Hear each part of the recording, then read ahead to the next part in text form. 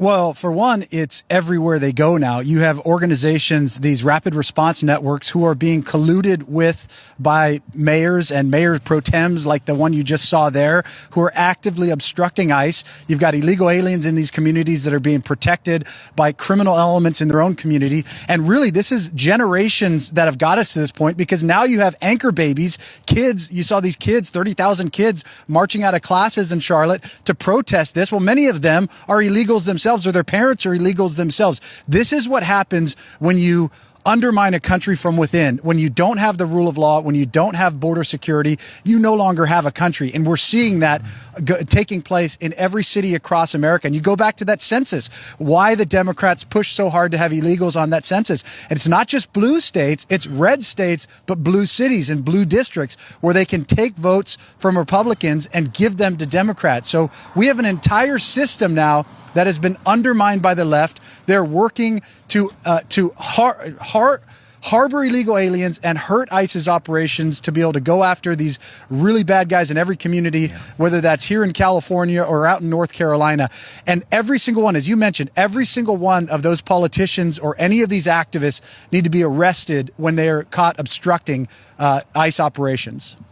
It's amazing to me that they even get the leeway that they do. You know, I was told that in Charlotte, the number then grew to 30,000 students that didn't show up to school. The Democrats want to claim that they're all for the well-being of these illegal aliens and all this. Well, it's their fear-mongering that are calling these kids not to go to school, because I talked to Border Patrol agents. They said they are doing everything they can not to go into schools. If there was a dangerous felon and that's the only place they could get them, then they may. But they then they try not to take that person down in a school, Ben.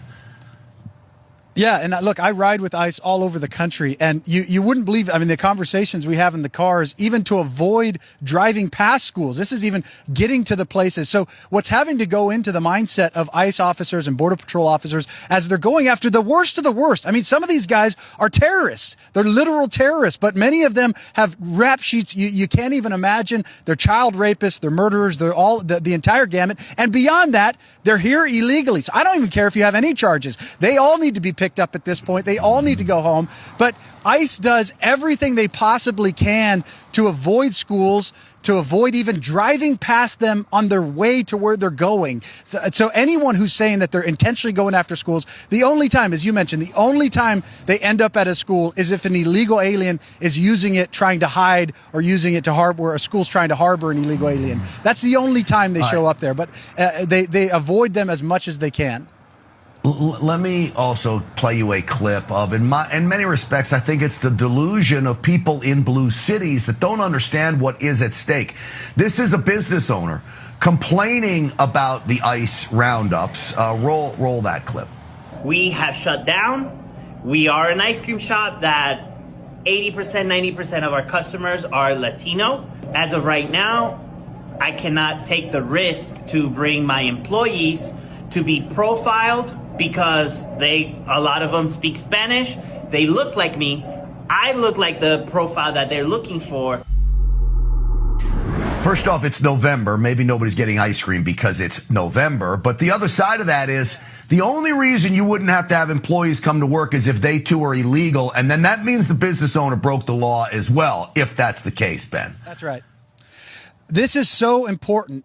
Until we start arresting the owners of these businesses who are hiring illegals, who are basically providing slave wages for them, who have taken advantage of the system. And this isn't just Democrats, Republicans. This is what why President Trump was such a breath of fresh air. He actually went up against the chambers of commerce, who wanted the cheap illegal alien workforce, basically slave labor. And that's exactly what you're seeing now. All of these businesses shutting down is basically, I saw a sheriff come out and say, if you're shutting down now because ICE is coming through your community, it looks like you're guilty. And that's exactly what it does. If you're shutting down, it's because we know you've got illegal aliens there. You can play the victim card. Oh, we might look like.